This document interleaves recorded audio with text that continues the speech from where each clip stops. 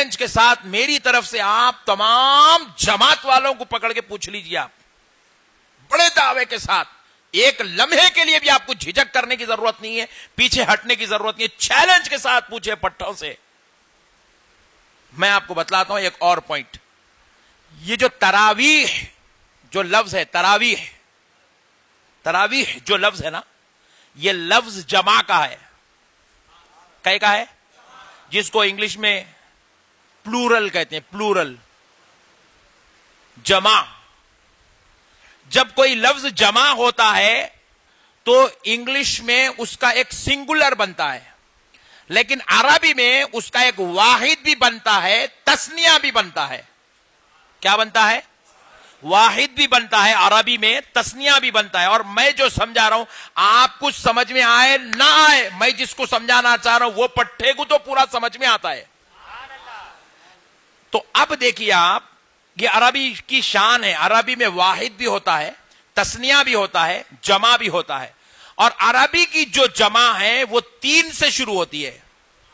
کہاں سے؟ ذرا زور سے بولو۔ اب اگر یہ ہوئی مسجد، ایک ہے تو کیا بولیں گے؟ مسجد، یہ واحد ہے، کیا ہے یہ؟ اور اگر 2 ہو جائے تو مسجدان، 2 مسجدیں۔ کتنی مسجدیں؟ اب یہ جمع کا صیغہ استعمال نہیں ہوا کیونکہ 2 ہے، جمع کب بولی جائے گی؟ 3 پر۔ اب اگر 3 مسجدوں کو شمار کر لیں تو بولیں گے مساجد، 3 پر بولا جاتا ہے، 2 پر مساجد نہیں بولا جاتا۔ جمع کا لفظ 2 کے لیے استعمال نہیں ہوتا، جمع کا لفظ 3 کے لیے استعمال ہوتا ہے۔ بات سمجھ میں آ گئی؟ اسی طریقے سے یہ جو تراویح ہے یہ جمع ہے، اس کا واحد بنتا ہے ترویحہ۔ کیا بنتا ہے؟ ذرا زور سے بولیں، اور ذرا زور سے بولیں۔ ترویحہ کا مطلب ہے 4 رکعت پڑھنے کے بعد کچھ دیر ریسٹ کر لینا، سکون سے بیٹھ جانا۔ اس لیے ہماری مسجدوں میں دیکھو 4 رکعت ہوتے کہ مؤذن صاحب پانی لے کے پیتے نہیں، 4 رکعت ہوتے کہ ذرا امام صاحب بھی قرآن شریف کھول کے دیکھ لیتے، 4 رکعت ہونے کے بعد ایک صاحب ذرا جا کے یوں ٹہل کے آتے، ایک صاحب ٹیکا لے کے بیٹھے آتے، ایک صاحب۔ مگر جو اللہ کے پیارے پیارے بندے ہیں اللہ کیا کرتے ہیں؟ سبحان ذی الملک والملکوت، سبحان ذی العزت والعظمت والہیبت والقدرت والکبریاء۔ کس کے نام آئے؟ کس کی تعریف ہے یہ؟ کس کی بڑائی ہے؟ ساری کائنات کے پیدا کرنے والے رب کی بڑائی بیان ہو رہی ہے۔ خالی بیٹھ کے ادھر کے ادھر کے بات نہ، کہیں کو ادھر ادھر کی مینٹالٹی، کہیں کو بابا بیٹھے نا، اللہ کا ذکر کرو۔ سبحان ذی الملک والملکوت کون ہے؟ اللہ ہے۔ سبحان ذی العزت والعظمت والہیبت والقدرت والکبریاء، کس کی تعریف ہے؟ تمام کائنات کے پیدا کرنے والے رب کی تعریف ہو رہی ہے۔ سبحان ذی الملک والملکوت، سبحان ذی العزت والعظمت والہیبت والقدرت والکبریاء، ذو الجلال والجمال والکمال والجبروت۔ کس کی تعریف ہو رہی ہے؟ اللہ کی تعریف ہو رہی ہے، اللہ کی تعریف ہو رہی ہے، اللہ کی تعریف ہو رہی ہے۔ میرے پیارے بزرگوں اور دوستو، یہ ہے 4 رکعت پڑھنے کے بعد یہ جو تسبیح پڑھی جاتی ہے، یہ جو ریسٹ لے رہے ہیں، اس ریسٹ کا نام ترویحہ ہے۔ اس آرام والی بیٹھک کا نام ترویحہ ہے۔ تراویح نماز کا نام نہیں ہے، بیٹھک کا نام ہے۔ ذرا زور سے بولے۔ جلسہ، جلسہ بولتے نہیں، جلسہ کیا ہو رہا مسجد میں اب؟ جلسہ۔ جلسہ مسجد کا نام نہیں ہے، جلسہ نماز کا نام نہیں ہے، جلسہ بیان کا نام نہیں ہے، جلسہ قرآن حدیث کا نام نہیں ہے، جلسہ بیٹھنے کا نام ہے۔ سب مل کے ایک جگہ بیٹھنے کو بولتے جلسہ، سب مل کے 4 رکعت پڑھنے کے بعد کچھ دیر بیٹھنے کو بولتے ہیں ترویحہ۔ کیا بولتے ہیں؟ کیا بولتے ہیں؟ Very good. جب اتنا سمجھ گئے تو تھوڑا اور آگے چلتا ہوں۔ 4 رکعت کے بعد ایک بیٹھک ہوئی، ہو گئی، ترویحہ بن گیا۔ اب 8 رکعت پڑھ لیے، دوسری بیٹھک بیٹھے تو ہو گیا ترویحان، تسنیہ۔ 8 رکعت کے بعد جو بیٹھک ہوئی تو اس کو بولتے ہیں ترویحان۔ اب آپ ایمانداری سے بولو، حق اور ایمان سے بولو, اللہ رسول کو حاضر ناظر جان کے بولو, اگر کوئی 8 رکعت پڑھتا, 2 بیٹھک بیٹھتا اور تراویح بولتا, تو اس سے بڑا جاہل دنیا میں کوئی بھی نہیں ہے. اس سے بڑا مینٹلی ریٹائرڈ دنیا کے اندر کوئی بھی نہیں ہے. ترویحا 1 بیٹھک, ترویحان دوسری بیٹھک 8 رکعت کے بعد. اب تراویح کا لفظ کہاں سے شروع ہوتا؟ 12 رکعت پڑھنے کے بعد جو آپ تیسری بیٹھک بیٹھے, اب بنی تراویح, اب بنی تراویح. کم سے کم تراویح بول کے نیت کرنے کے واسطے 12 رکعت ہونا. 12 رکعت بغیر پڑھے کہ انہیں 8 رکعت پڑھنے والا تراویح بول رہا. خدا کی قسم علمی دنیا میں اس سے بڑا جاہل اور اس سے بڑا کمزور علم والا کوئی بھی نہیں ہے.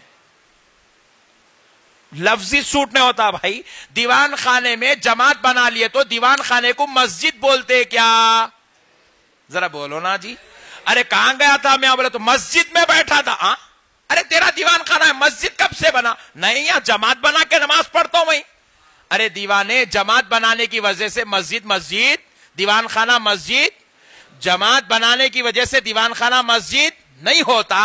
8 رکعت پڑھنے کی وجہ سے کوئی تراویح نہیں ہوتی. جس طرح دیوان خانے کو مسجد بولنے والے کو پاگل بولا جائے گا, 8 رکعت پڑھ کے تراویح بولنے والے کو بھی مینٹلی ریٹائرڈ بولا جائے گا.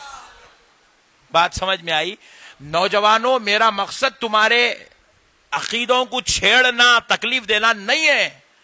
میں اس لیے اتنی جو ہے رف روٹ اختیار کرتا ہوں تاکہ بات کلیجے تک پہنچے, کیونکہ بعض باتاں چبے تو جلدی اندر لگتے, مٹھے بیٹھے باتیں ایسا اوپر سے یوں سہلا کے نکل جاتے, چوبی تو اندر بیٹھتی. کہاں تک ڈال دیا رے بھائی؟ پورا اندر تک ڈال دیا پورا. کیونکہ 150 روپے 150 روپے لے کے کچھ بھی سمجھ میں نہیں آ رہا, تو وہ 150 کے اندر گھسنا ہے میرے کو نہیں. ہماری مسجد کو آؤ 150 روپے دیتے, اب وہ 150 کے اندر میرے کو گھسنا ہے. تو اس لیے آپ کو وہاں تک یہ روٹ اختیار کرا, اندر تک جانے کے واسطے. میرے بھائی, تراویح بولنے کے لیے کم سے کم 12 رکعت پڑھنا پڑتا. 3 بیٹھک بیٹھنا. تراویح بولنے کے لیے 4تھی بیٹھک بیٹھنا. الحمدللہ اہل سنت والجماعت آج سے کل سے نہیں, 1400 سال سے تراویح پڑھ رہی ہے. اسی لیے ہمارے پاس 5 بیٹھک ہوتے ہیں. کتنے؟ اب سن لو کان کھول کر کے, خدائے رب ذوالجلال کی قسم, کان کھول کر سن لو. حضرت عمر رضی اللہ تعالیٰ عنہ 20 رکعت نماز تراویح پڑھتے تھے. کتنے رکعت؟